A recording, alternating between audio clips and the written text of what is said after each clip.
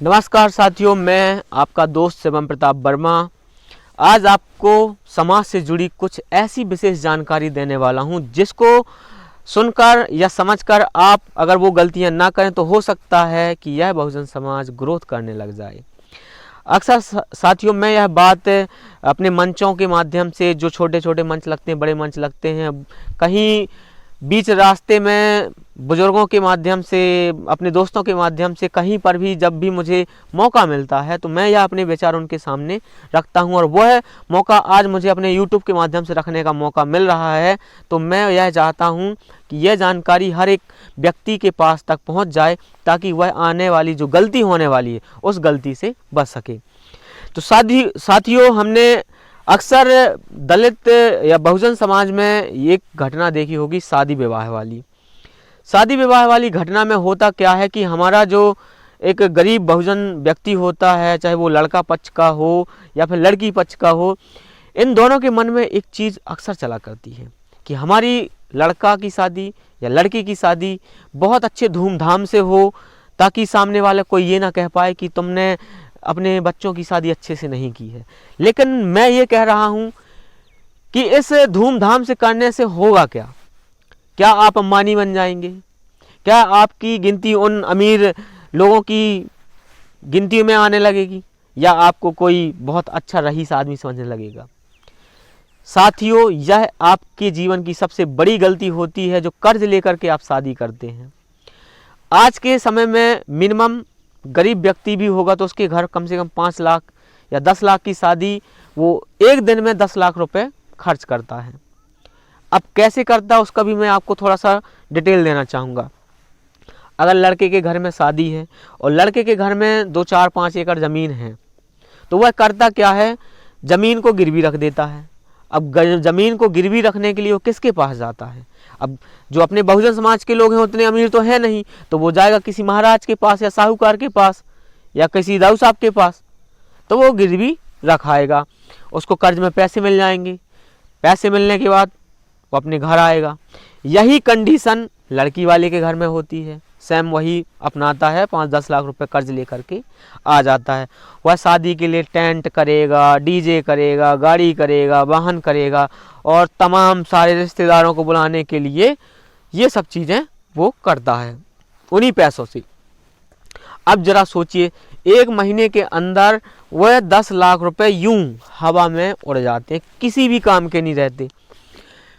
अब उसके बाद होता क्या है कि जब वो कर्जा आपके ऊपर चढ़ जाता है, फिर उसे चुकाने के लिए जिससे आपने शादी करवाई है, चाहे वो आपके घर में बहू आई हो या आपने किसी के घर में बिटिया को भेजा हो या आपका कोई दामाद हो, तो दोनों उठाएंगे अपना फावड़ा गेंती और तसला, चल देंगे बाहर को।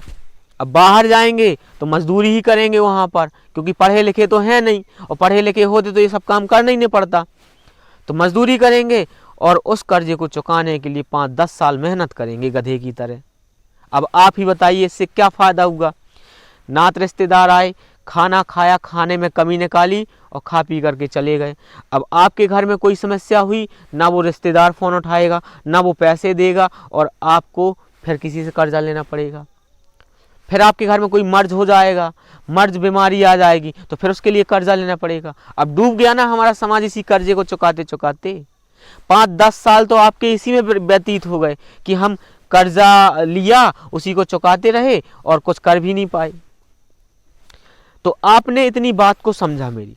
अगर आप यही चीज़ मंदिर से शादी कर लें, दोनों पक्ष राजी हो जाएं, या फिर आप कोर्ट मैरिज कर लें, वैसे भी सरकार सुविधा दे रही, लेकिन फिर भी आप शादी दिखावे के लिए ही करते हैं कि हमने इतने सारे रिश्तेदारों को जोड़ा, इतने सारे रिश्तेदारों को खाना खिलाया और हम सबसे बड़े समाज में अच्छा नाम कमा लिया हमने, जबकि ऐसा कुछ होता नहीं है, सब दिखावे की चीज़ें होती हैं। अगर आप वही पैसा खर्च ना करें और वही पैसा अपने बहू बिटिया को दें, दामाद को दें, तो हो सकता है वो कुछ अपना व्यापार बिजनेस खोल के या उसी पैसे को आप शिक्षा में व्यर्थ खर्च करें उन्हीं बच्चों के, तो वो अच्छे से नौकरी करेंगे या कुछ पढ़ेंगे लिखेंगे तो खुद का बिजनेस स्वरोजगार डालेंगे, आत्मनिर्भर भारत बनाएंगे, तो तरक्की होगी। तो जहां हमें 10 साल मेहनत करके गधों की तरह कर्जा चुकाना है, वहीं हम अगर छोटी सी समझदारी दिखाएंगे तो हमें उस कर्जे को कभी अपने सर पे लेकर नहीं ढोना पड़ेगा और हमारा समाज तरक्की करने के रास्ते में आगे बढ़ने लगेगा। अगर ये चीज़ आपने पहले सोची होती या नहीं सोची तो अब सोच लीजिए, अभी कुछ समय बिगड़ा नहीं है। जिन्होंने जो गलतियां की हैं उनको आने वाले लोग गलतियां ना करें, इसको सुधारें।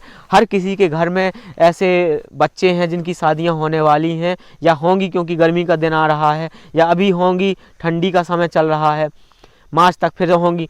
तो विशेष ध्यान रखें कि कर्जा लेके शादी ना करें। अगर आप ऐसा करते हैं तो उसमें नुकसान आपका है, मेरा तो कोई होने वाला नहीं है।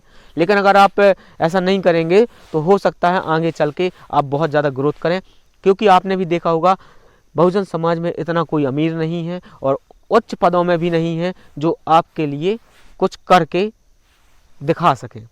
तो साथियों, कैसा लगा आपको ये वीडियो और जानकारी? अच्छी लगी तो शेयर करिए, कमेंट करिए और चैनल को सब्सक्राइब करिए। तब तक साथियों, जय भीम, जय भारत, जय संविधान।